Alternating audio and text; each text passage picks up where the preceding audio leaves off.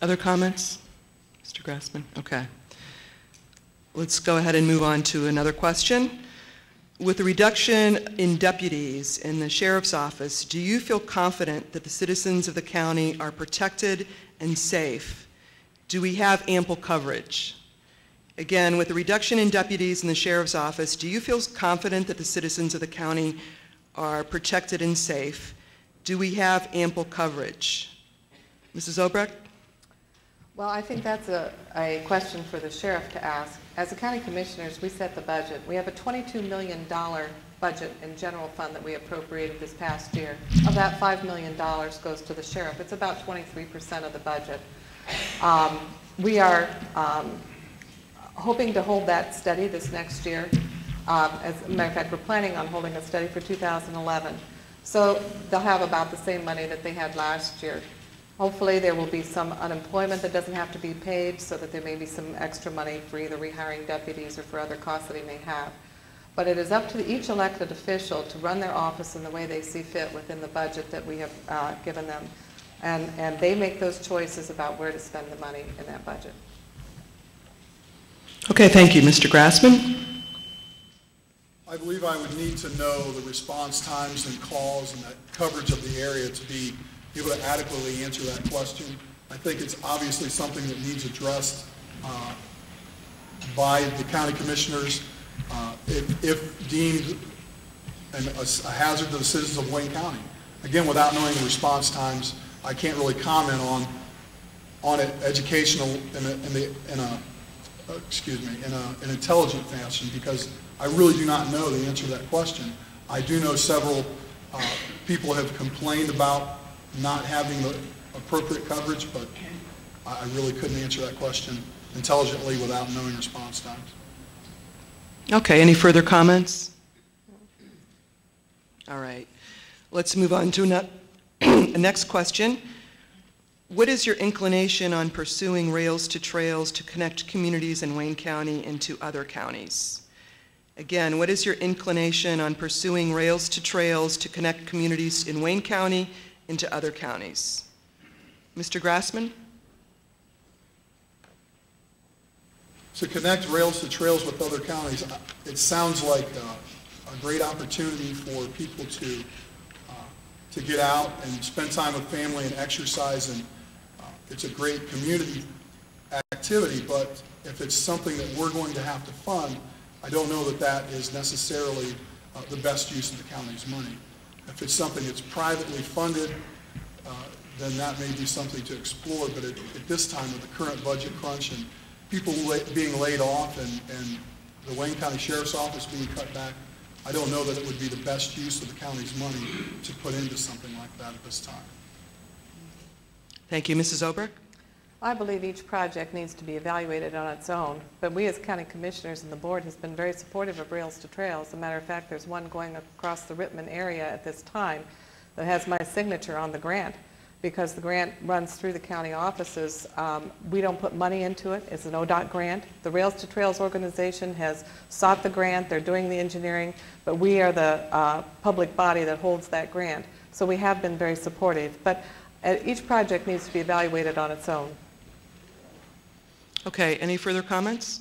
Well, I'd just like to reiterate that I am in support of it if it's not going to take money from our general budget. If it's a grant or it's something that's donated, I think it's a great opportunity for our communities to be tied together, as well as people to get together and do something. Okay. Any questions from the audience? Oral questions? We'll go ahead with another written question. With the budget issues facing Wayne County, do you believe in the concept of regionalism? And regionalism meaning one county government and eliminating the cost of repetitive services offered at various municipal and township levels. Again, with the budget issues facing Wayne County, do you believe in the concept of regionalism, with regionalism meaning one county government and eliminate the cost of repetitive services offered at various municipal and township levels? Mrs. Obrecht? I believe that local government is your most responsive government, and so it depends on what you want to regionalize. I believe that as you're actually looking at different forms of government, that are out there available in the Ohio Revised Code, county government can actually change to a charter form of government. There are 2 counties that have done that. They, unfortunately, have both done it because of corruption within the county, which thankfully I can say is not the problem in Wayne County, but it's Summit and Cuyahoga. They're looking at a different form of county government. And that form is where there is an elected, there's an executive director, and then there is a county council. That is something that we're allowed to do in the Ohio Revised Code at this time, if we cared to study that. I think it's something that we cannot not study. I think we need to look at every option, because nothing is going to be status quo as we look at the $8 billion hole that's in the state budget. Government can't survive as it always has. If there's places where we can combine with other counties, I think that's great. Thank you. Thanks. Mr. Grassman? I believe we need to explore every opportunity that is present and allowed for us to do that will help keep us in budget. But yet on the same token, we have to make sure that we're not going to shortchange anything that our citizens of Wayne County will need in the way of services and things that are provided to them. But anything, any opportunity, I think has some merit and has to be considered and has to be looked at. You can't just dismiss it. We have to take, it's the decreased revenue and the increased expenditures of everyone in your home life and within the county government bids us to take a look at every opportunity available to us.